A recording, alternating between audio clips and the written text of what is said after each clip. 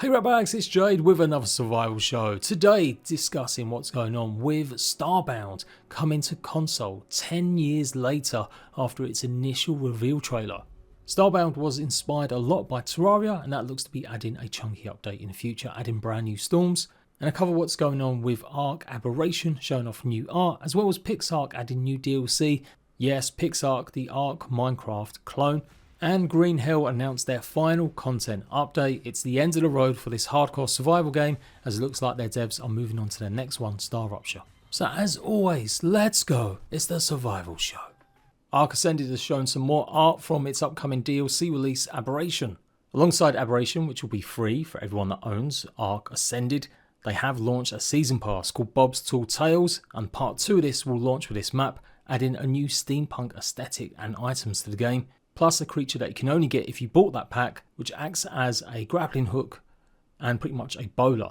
Aberration has long been touted as one of the Ark community's favourite maps, and yeah, it looks like it's still good to go on September the 4th, launching at some point though later in the USA, so expect that to be probably September the 5th here in the UK, and easily September the 5th in Australia and other far parts of Asia. Also in the blog they're talking about how much more improvements they're going to be having between October and November when they finally launch an update for their engine, and yeah, might go a long way to making Ark actually run pretty decent on consoles. So yeah, I'm still undecided about how much content I'm going to be making on it. Aberration's never been one of my favourite maps, filled with dank dark caves with some pretty bioluminescence, but I've never liked some of the mechanics in it, particularly to do with the xenomorphs running around. But if I do any content on it, then make sure you subscribe to Jade PG 2. At the moment it's covering basically Ark, but in future games like Light No Fire, and more than likely Dune Awakening will be on this channel. And speaking of Ark, Pixark, the Minecraft Ark crossover ripoff, pretty much has got new DLC incoming. Snail Games have announced this a couple of days ago, and it seems to be adding a big Egyptian theme to the game for the base price of £1.69. You know what, fair play, I won't complain about that too much. I didn't realise they've been adding so much of these tiny little micro DLCs, basically adding new skins and blocks to the game, and with some even new cosmetic items. I remember seeing the candy one, which yeah, looks as obnoxious as you would think it would, and it looks like they've gone and wholeheartedly ripped off Harry Potter at some point too. What's really funny is the base game of Ark obviously added in railways and trains that you could have as long as you bought that season pass, Bob's Tall Tales. Pixark actually did it first, and this happened a bunch of times. Stuff that appeared in Ark actually ended up appearing in Pixark before the actual main base original game. I'm not too sure if any of this is available on PlayStation or Xbox. It took them years to finally update and give the same content that had been available on PC in terms of a free update that went live a good few years ago now. And the console versions desperately need a good quality of life overhaul, but that's probably not happening. Seems this is specifically made for their Asian market, where Pixark is pretty popular. No real intention of giving it to console unless they can really bundle it all together and sell it as something big. If that changes, or if you've seen any of these available on console, do let me know. Apart from the Skyward DLC, which was basically a future tech alien style free update, Pixark's rarely received any decent support on console. Which is a shame, because I played it with my little boy the other day, and he seemed quite taken with it, as most kids probably would be, until you get into the nitty gritty of it and realise how busted the game can be. It desperately needs an overhaul on controls on console. They're really clunky, even worse than the original Ark. Greenhell's final update ever is coming on September the 3rd. It will give you the chance to decorate to your heart's content and paint a bunch of stuff. This is the decorations update, and yeah, it's been touted as the last content update at least for Greenhell. Xbox Series S and X and PS5 players, no idea when you're going to get it, and of course anyone on the older consoles, you won't be receiving this, as they did announce with their new versions of the game running natively on next gen consoles that they would not be updating the last free updates previously. But they did offer a free upgrade, which was pretty solid for anyone who owns the game, to the next gen consoles. That's my understanding of it anyway. There was a bit of confusion about whether or not their last bundle of updates, 17, 18, 19, which added storage, transportation, fortifications and new story elements, Flamekeeper, would make it to the old versions. Anyone who owned the previous versions got the free upgrade, so if you own a PS5 or an Xbox Series S and X, you will have these updates. But some of you guys were saying that this actually did update on the Xbox One, but I can't find any evidence of that. But it's such a shame they couldn't get these final 3 updates plus the decorations update finished and done, given still so many people play on older gen consoles. They may be 10 years old at this point, but that's just the way it is. If everyone's still playing and using them, then why wouldn't you try more to go and get the updates added? Either way, greenhell is now done. One of the toughest, most hardcore survival games I've played. Constant absolute stress trying to fight off bugs, leeches and diseases, with a hefty story in it if you can bother to sit through it all. Star Rupture, their new game, is very different. I've been talking about that in other survival shows, go and check it out. A mix between automation and pretty much shooting bugs in the face with futuristic tech. So yeah, it does look like they're finally put in support so they can all maybe work on Star Rupture, which I presume will be coming out early next year.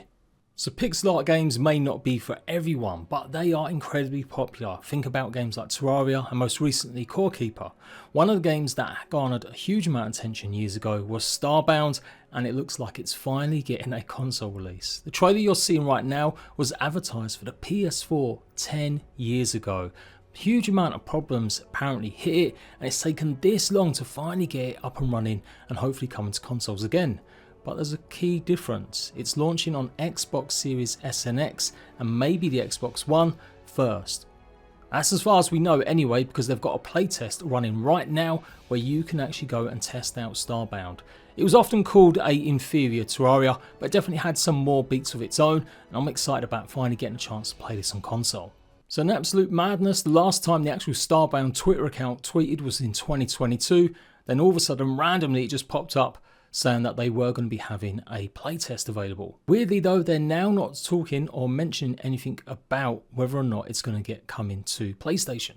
This is a real turn of events. The publisher Chucklefish have had some issues getting this ported, obviously, and there were some controversies with the original creator of STARBOUND, I do believe. Maybe that contributed to the long delay. No actual release date has been given just yet. Apparently they're going to get this playtest out of the way, and it's going to finish on Wednesday the 4th of September.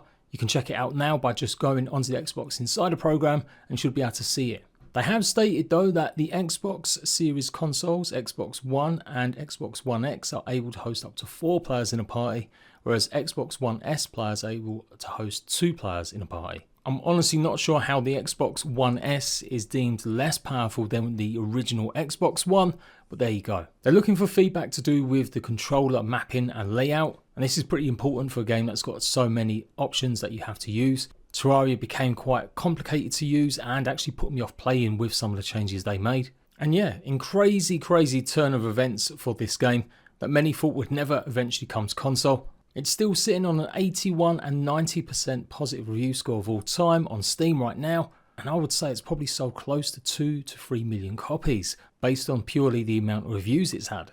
But it hasn't had an update in years. It's not a game like Terraria that just kept getting supported. As said, I do believe the original creator ended up quitting for some reason under some cloud of issues, and they never really went and carried on updating it. So it is a one and done game. Don't expect it to get continuous updates like Terraria. And like I said, I know it's not for everyone, but this has been a massive hit on PC, and I'm sure console fans will be eager and looking forward to trying it out. I'll get any news about it coming to PlayStation, I'll let you guys know. And since we're mentioning Terraria, it looks like they've got a big update in the works for the game that's meant to have been completed years ago. They keep going ahead and just adding more content, and it's in the form of actual proper storms and weather events now that'll actually do more than just cosmetic stuff. You can see this lightning absolutely hitting the trees and burning any critters in below. I like the idea of this. They could flesh this out and have certain items only powered by lightning once you place maybe a lightning rod. It'd be great to see other mechanics possibly like flooding and more. So yeah, this is teased as part of their state of the game they do every month, listing all the things going on. Looks like consoles are getting a big chunky update very soon as well, with a whole ton of quality of life stuff. For games like STARBOUND, maybe Terraria, and probably Pixark, do go and check out my other channel, JPG Crafted. I know I promote these a lot in these shows, but some of you guys wonder why I don't actually play some of these games here. Well, it's because I'm actually covering them on other channels, because it helps out with the algorithm. Because you guys, some of you don't like necessarily some of this content, but you will like other survival stuff. And I'm trying to include everything. And there we go, another survival show done and dusted. Any of these games that take your interest, let me know which ones you want to hear more about, and absolutely go and check out my other channels to see more in-depth gameplay. Until next time, Ratbags, I'll catch you later.